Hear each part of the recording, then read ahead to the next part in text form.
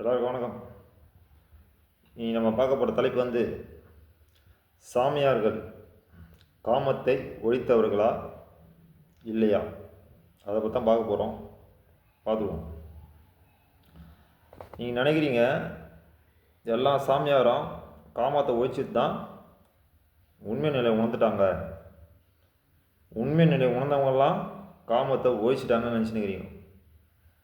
அவ்வளோ ஒன்று கிடையவே கிடையாது. இப்படிதான் போய் நிறைய பேர் மாடி ஏமாந்துடுறீங்க. சாமியாருக்கு 100% காம உணர்ச்சி இருக்கும்,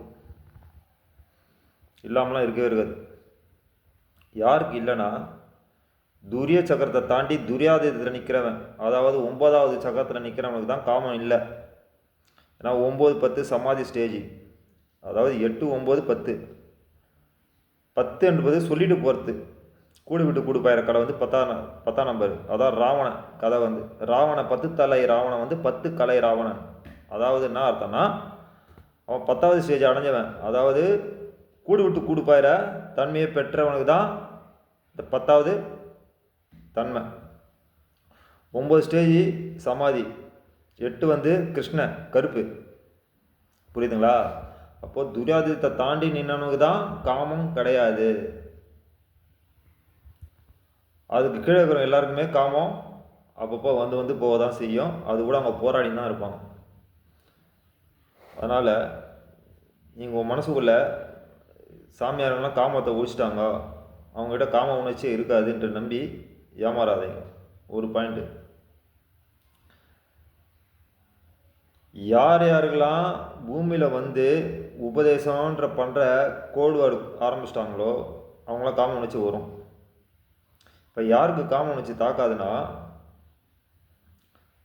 சாப்பிட மாட்டான், சரியா, தண்ணி குடிக்க மாட்டான், தான் உண்டு தான் வேலை உண்டு இறைவன் உண்டு தான் உண்டு, யாரும் ஒதுங்கி உலக மக்களுக்கு முன்னாடி பிரசனம் பண்ணாமல் ஒதுங்கி நிற்கிறானோ அவனுக்கு காம உணர்ச்சி கிடையாது. ஏன்னா அவனுக்கு ஏந்து நிற்கவே சக்தி இருக்காது. தான் ஜீவன் மேலே தன் கவனத்தை செலுத்தி சமாதி ஸ்டேஜில் என்றைக்குமே இருக்கணும்னு நினைக்கிறவன் வெளியே வரத்துக்கு அவனுக்கு விருப்பம் இருக்காது.